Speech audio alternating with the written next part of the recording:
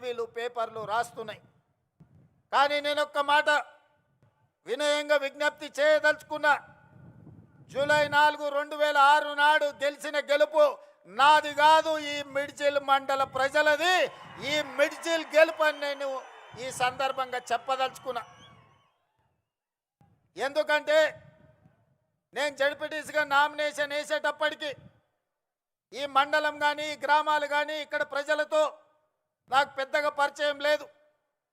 నా గ్రామం ఒంగూరు మండలం కొండారెడ్డిపల్లి అచ్చంపేట శాసనసభ నియోజకవర్గం.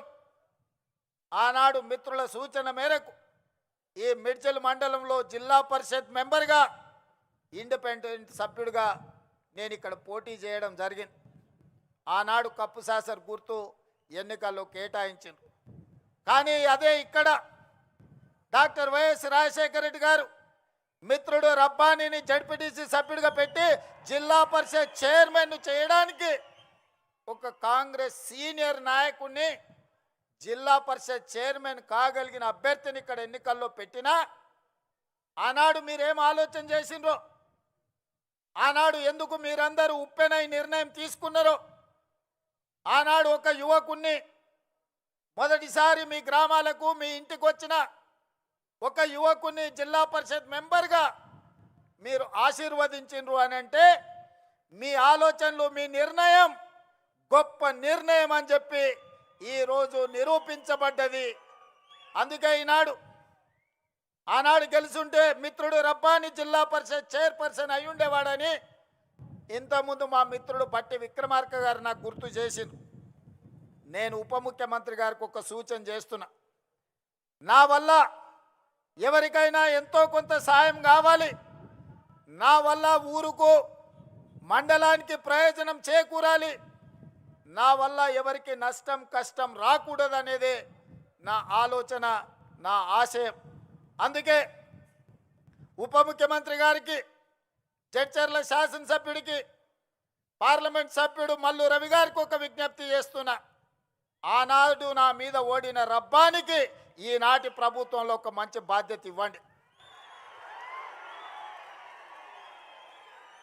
ఎందుకంటే సర్పంచ్గా, సింగిల్ విండో చైర్మన్గా, బ్లాక్ కాంగ్రెస్ ప్రెసిడెంట్గా ఈ ప్రాంత ప్రజలకు దాదాపుగా 35 సంవత్సరాలు రబ్బాని సేవలు అందించండి. మరి ఆనాడు అనుకోని పరిస్థితుల్లో రబ్బాని గారు ఓటమి చెందిరు, నేను గెలిచిన. మరి ఈనాడు మీరు నేను అతనికి అవకాశం ఇవ్వడానికి మన చేతిలో బాధ్యత ఉన్నది. అందుకే మీరు బాధ్యత తీసుకోవాల్సిందిగా మా ఉప ముఖ్యమంత్రి వర్యులు బట్టి విక్రమార్క గారికి నేను సూచన చేస్తున్నా.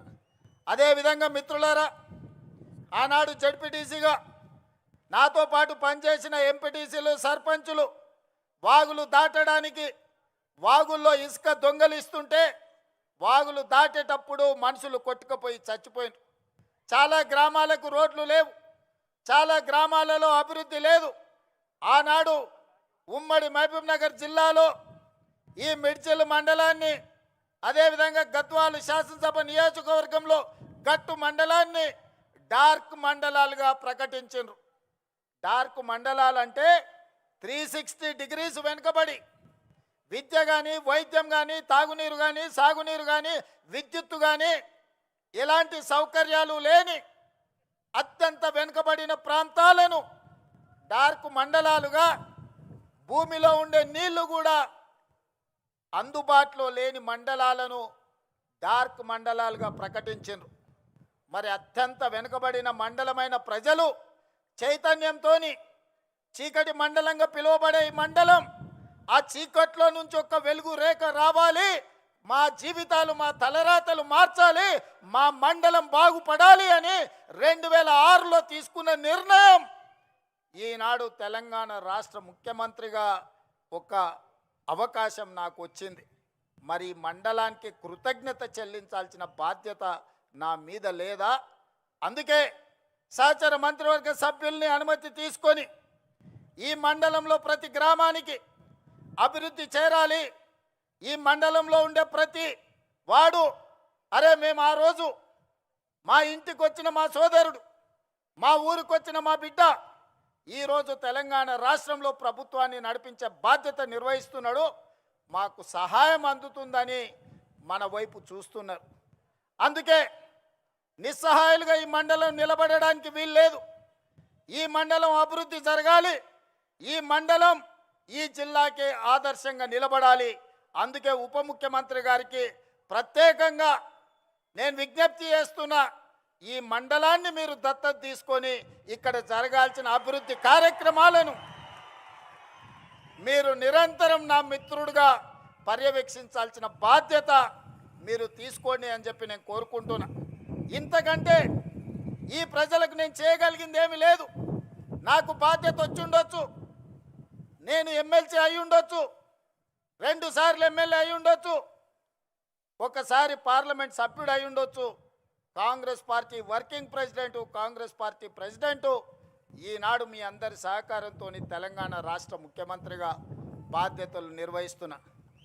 ఇంతకంటే ఈ రాష్ట్రంలో కాంగ్రెస్ పార్టీ దగ్గర, తెలంగాణ ప్రజల దగ్గర నాకు అవకాశం ఇవ్వడానికి, నాతో పనులు చేయించడానికి వాళ్ళ దగ్గర ఇంకా ఏమీ లేదు ఇవ్వడానికి. వాళ్ళు ఉన్నదంతా సర్వం నాకు ఇచ్చిండ్రు. ఇవాళ నన్ను పెంచి పోషించిండ్రు.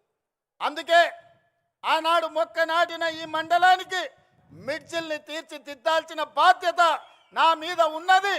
వీళ్ళ సోదరుడుగా ఈ మండలాన్ని అభివృద్ధి పదం వైపు నడిపించాల్సిన అభివృద్ధి చెందిన మండలంగా, ఇది డార్క్ మండలం కాదు. ఈ ప్రాంత ప్రజలకి వెలుగు రేఖలు వచ్చినాయి. ఈ ప్రాంతం అభివృద్ధి చెందింది అని చెప్పి ప్రభుత్వ లెక్కలలో తేలాలి. దానికి మీ వంతు సహకారం కావాలి అని చెప్పి మిత్రుడు బట్టి విక్రమార్క గారికి నేను విజ్ఞప్తి చేస్తున్నా. మిత్రులారా, మీరు ఆలోచన చేయండి. ఎమ్మెల్సీగా, ఎమ్మెల్యేగా 2 సార్లు, పార్లమెంట్ సభ్యుడిగా ఈ 20 సంవత్సరాలు 2006 జూలై 4న మీరు బాధ్యత ఇస్తే 20 ఏళ్లలో ఏ ఒక్కరోజు నేను సెలవు తీసుకోలే. నా స్వార్థ ప్రయోజనానికి నాకు ఇచ్చిన అవకాశాన్ని దుర్వినియోగం చేయలేదు. ఏది చేసినా ప్రతిపక్షంలో ఉంటే ప్రశ్నించే గొంతునై ప్రజా సమస్యల కోసం కొట్లాడిన, అధికారం వస్తే పరిపాలనలో సంక్షేమంతో పాటు అభివృద్ధితో పాటు దీర్ఘకాలికంగా సమాజాన్ని పట్టి పీడిస్తున్న సమస్యల్ని శాశ్వత పరిష్కారం చూపించే ప్రయత్నం చేసిన. ఆనాడు నాతో పనిచేసిన ఎంఆర్పిఎస్ మిత్రులు చాలామంది ఉన్నారు. 40 సంవత్సరాల వర్గీకరణ రావణ కష్టాన్ని నాకు అవకాశం వచ్చిన వెంబడే ఈరోజు మాదిగ ఉపకులాల వర్గీకరణ చేయడం జరిగింది. అదేవిధంగా మా బలైన వర్గాల సోదరులు, గొర్రెలకు, బర్రెలకు, చివరికి కోడి పిల్లలకు కూడా ఈ రాష్ట్రంలో, ఈ దేశంలో లెక్కలు ఉన్నాయి. మరి 50% ఉండే మా బలహీన వర్గాల లెక్కలు ఈ దేశంలో ఎందుకు పెట్టరు, ఎందుకు లెక్క గట్టరు అని అడిగితే 100 ఏళ్ల సమస్య. ఆనాడు 1931 బ్రిటిషర్స్ లెక్క పెడితే 100 ఏళ్ల బలహీన వర్గాల లెక్కలు పెట్టిన ప్రభుత్వమే లేదు. మా మిత్రుడు బట్టి విక్రమార్క గారి నేతృత్వంలో 100 ఏళ్ల సమస్యకు జనగణనలో కులగణన చేసి ఎవరు ఎంతున్నారో లెక్క తేల్చడమే కాదు, లెక్క ప్రకారం వాళ్ళ వాటాలు వాళ్ళకి ఇవ్వాలి, వాళ్ళ సంక్షేమం, వాళ్ళ అభివృద్ధి వాళ్ళకి చేర్చాలి అని ఆ సమస్యకు శాశ్వత పరిష్కారం చూపించింది మన ప్రభుత్వం, ప్రజా ప్రభుత్వం. మిత్రులారా, మీరు అవకాశం ఇచ్చినందుకు ఈ దీర్ఘకాలికమైన సమస్యల్ని మనం పరిష్కరించుకోగలిగినాం. చాలామంది ఏం చేస్తాడయ్యా, అచ్చంపేట అడవుల్లో నుంచి వచ్చిండు, ఆయన గతం అనుభవం లేదు, ఆయన ప్రభుత్వాన్ని నడపలేదు, వాళ్ళ తాత ముత్తాతలు దొరలు కాదు, వాళ్ళ గడీలు లేవు, ప్రజల మీద పెత్తనం చెలాయించేది ఆయనకు రాదు అని అవహేళన చేసిరు. నేను ఒక్క మాట చెప్పదలుచుకున్న ఈ వేదిక మీద నుంచి, నేను పుట్టింది గ్రామంలో అన్ని కులాలు, అన్ని మతాలను, అన్ని సమస్యల్ని, ప్రతి పేదవాడి కష్టాన్ని చూసుకుంటూనే నేను పెరిగిన. వ్యవసాయం తెలుసు, దుక్కి దున్నడం తెలుసు, విత్తనం వేయడం తెలుసు, భూమికి విత్తనానికి ఉన్న బంధం ఏందో పేదవాడికి, పరిపాలన చేసేవాడికి ఉండవలసిన అవగాహన ఏదో అవగాహనతోని గ్రామీణ ప్రాంతంలో పెరిగిన. రాష్ట్రం అంటే దేశం అంటే ఎక్కడో లేదు, గ్రామాల సమూహమే తెలంగాణ రాష్ట్రం. 12,000 పైచలకు గ్రామ పంచాయతీలు అంటేనే తెలంగాణ రాష్ట్రం. 6 లక్షల పైగా ఉండే ఈ మొత్తం ఈ దేశంలో అన్ని గ్రామాలు చిన్న చిన్న పల్లెలు కలిస్తేనే ఈరోజు భారతదేశం. సమస్యలు ఎక్కడుంటాయి, సమస్యలు ఎక్కడ పరిష్కరించాలి, ఈ అవగాహన గడీలలో ఉన్న దొరలకు లేకపోవచ్చు. గ్రామంలో సమస్యలు పరిష్కారం అయితే మండలం పరిష్కారం అయినట్టే, మండలంలో సమస్యలు పరిష్కారం అయితే నియోజకవర్గంలో పరిష్కారం అయినట్టే, నియోజకవర్గాలలో పరిష్కారం అయితే జిల్లాలో పరిష్కారం అయినట్టే, జిల్లాల సమస్యలు పరిష్కారం అయితే రాష్ట్ర సమస్యలు పరిష్కారం అయినట్టే, అన్ని రాష్ట్రాలలో సమస్యలు పరిష్కారం అయితే దేశం అభివృద్ధి చెందినట్టే. ఇప్పుడు చెప్పండి మిత్రులారా, కొండారెడ్డిపల్లిలో దళితులు, గిరిజనులు, బలహీన వర్గాలు, మైనారిటీలు, మహిళలు, పేదవాడి మధ్యలో పెరిగిన నేను, పేదల సమస్యలు తెలిసిన నేను ఆ సమస్యకు పరిష్కారం కనిపెట్టలేనా? పరిపాలన నేను అందించలేనా? పాలమూరు బిడ్డలు పరిపాలనకు పనికిరారా? తట్ట పనికి మనమే కావాలి, పార పనికి మనమే కావాలి, పలుగు పనికి మనమే కావాలి, పార పనికి మనమే కావాలి, పరిపాలనకు మాత్రం పాలమూరు బిడ్డ వద్దనే దురహంకారాన్ని బొందబెట్టాల్సిన బాధ్యత ప్రతి పాలమూరు బిడ్డ మీద లేదా అని నేను ఈరోజు మీకు విజ్ఞప్తి చేయదలుచుకున్నా. మిత్రులారా, అహంకారానికి కూడా అద్దుంటుంది, అహంభావానికి కూడా ఒక అవకాశం ఉంటుంది. అహంకారం అహంభావం పెట్టేగిపోయి గద్దరన్నను గడీల ముందల 4 గంటలు ఎర్రటెండ కూర్చోబెట్టినోని ఇవాళ మనం క్షమించాలనా? ఇవాళ ఒక్కసారి ఆలోచన చెయ్యండి. యుద్ధ నౌకై పేదల గలమై తెలంగాణ రాష్ట్ర సాధనలో సమిదైన గద్దరన్న కలవడానికి వస్తే నీ గడి ముందల 4 గంటలు ఎర్రటెండకు నిలబెట్టినావు కదా, నీకు ఉరి శిక్ష వేసిన తక్కువ నాన్నే నీడున్న సోదరులు నేను అడగదలుచుకున్నా. ఇవాళ నేను మిమ్మల్ని అడుగుతున్నా, ఈ ప్రభుత్వంలో అడిగిన వాళ్లకు రేషన్ కార్డు ఇచ్చిన మాట వాస్తవం కాదా? రేషన్ కార్డు ఉన్న ప్రతి వాడికి సన్న బియ్యం ఇచ్చిన మాట వాస్తవం కాదా? ఆనాడు 4.5 లక్షల ఇందిరమ్మ ఇల్లు, నియోజకవర్గానికి 3,500 ఇండ్లు ఇచ్చిన మాట వాస్తవం కాదా? ఇవాళ అదనంగా మళ్ళీ 2,000 ఇండ్లు మంజూరు చేసిన మాట వాస్తవం కాదా ప్రతి నియోజకవర్గానికి? అదేవిధంగా 200 యూనిట్లు ఉచిత కరెంటు, ఆడబిడ్డల ఆర్టీసీలో ఉచిత ప్రయాణం, 21,000 కోట్ల రూపాయల రైతు రుణమాఫీ, 36,000 కోట్ల రూపాయల రైతు భరోసా, 80,000 కోట్ల రూపాయలు ఓట్లు కొనడానికి నిధులు ఖర్చు పెట్టి ఉచిత విద్యుత్తు కోసం 30,000 కోట్ల రూపాయలు వ్యవసాయానికి బట్టి గారు ఖర్చు పెట్టిన మాట వాస్తవం కాదా? 1,76,000 కోట్ల రూపాయలు ఈ చివరి ఇప్పుడు వేసే రైతు భరోసాతోని ఈ 30 నెలల్లో మా ప్రభుత్వం ఖర్చు పెట్టింది.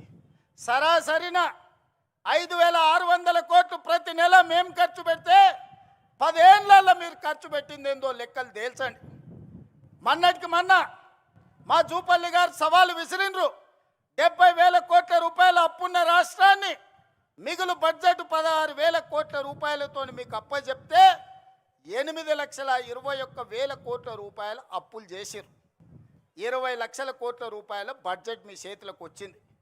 నేను అడుగుతున్న చంద్రశేఖర్ రావు గారిని, సంవత్సరానికి 2 లక్షల డబుల్ బెడ్రూమ్ ఇల్లు కట్టినా 10 ఏళ్లలో 20 లక్షల పేదలకు ఇల్లు కట్టించేవాళ్ళు. నేను ఇక్కడికి వచ్చిన మా అక్కల్ని, మా సోదరుని అడుగుతున్నా, మీ ఊర్లలో కేసీఆర్ ఎవరికైనా డబుల్ బెడ్రూమ్ ఇల్లు ఇచ్చిండా?